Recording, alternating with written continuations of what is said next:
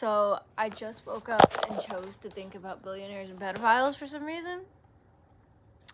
The people at the top. Um, I know not all billionaires are pedophiles, and not all pedophiles are billionaires.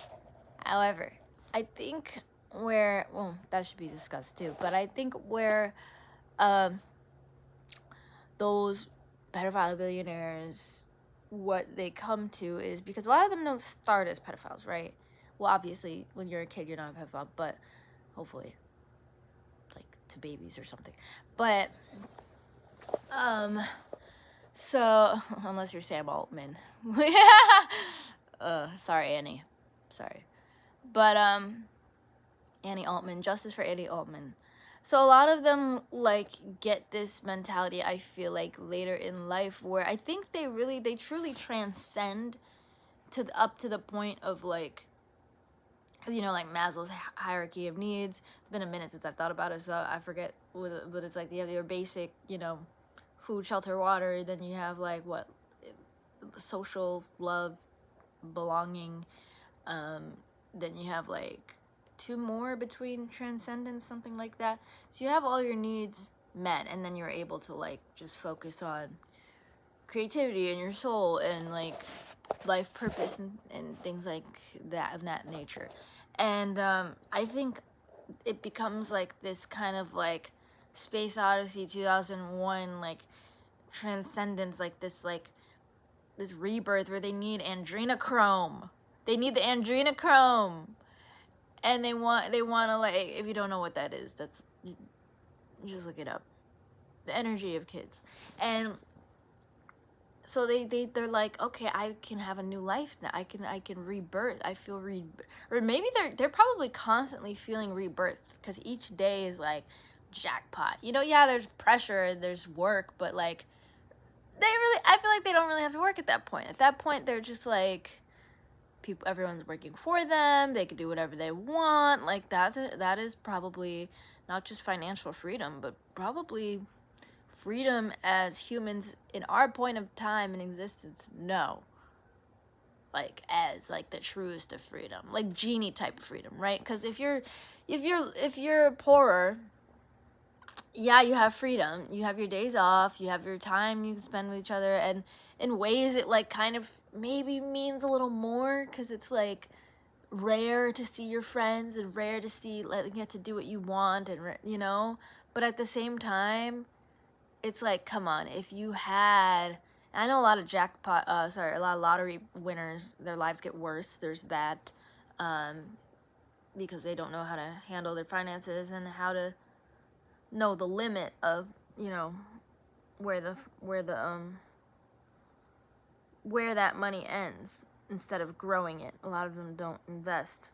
A lot of them don't use it wisely. But sorry, ow.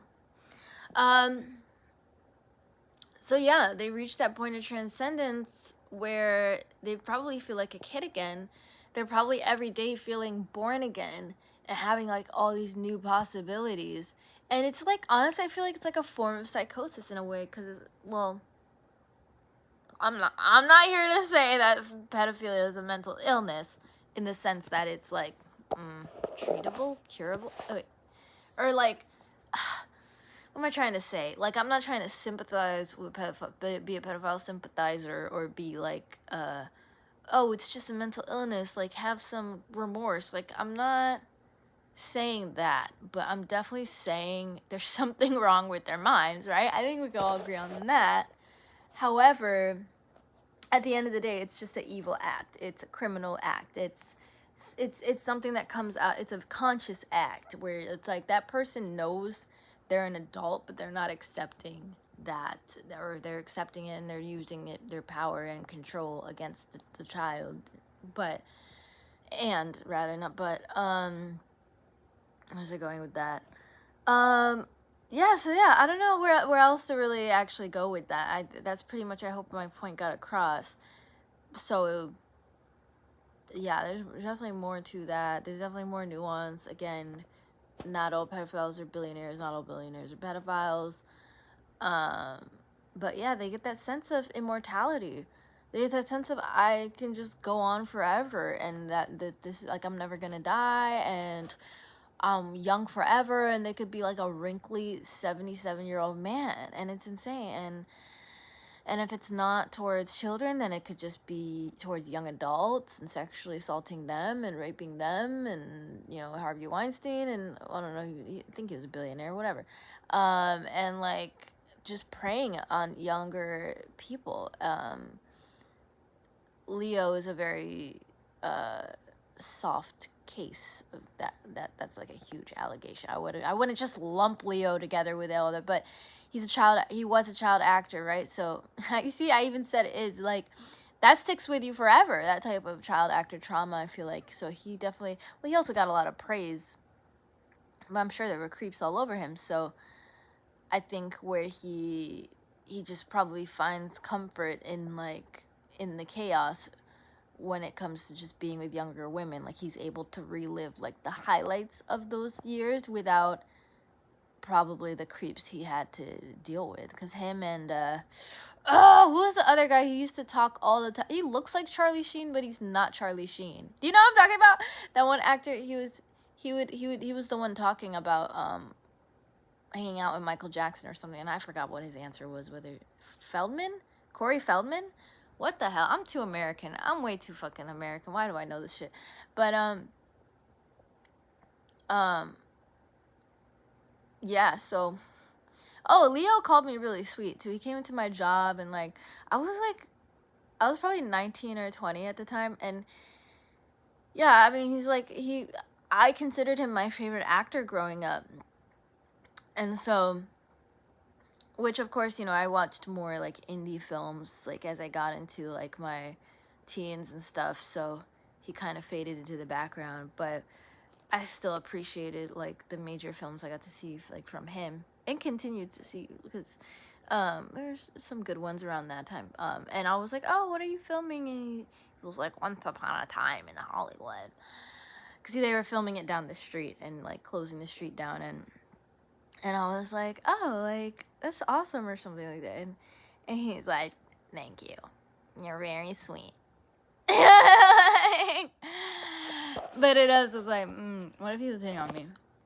Because I was a youngin'. No, I'm kidding. Maybe. I don't know. But he probably already had 10,000 19-year-old girlfriends at that time. But, I'm kidding. I'm kidding, Leo. He's also very sweet. So there's just like, I don't know.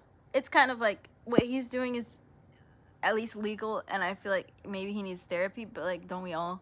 But yeah, when it comes to like and I don't know if it's like so much about like power and control for him, for someone like him. Like I said, I think that's just more like am I making an excuse for someone for like gross behavior? Maybe I am. I don't know. But I don't know. I feel like maybe because I like Leo as an actor, and I'm not able to separate the art from the artist or whatever. But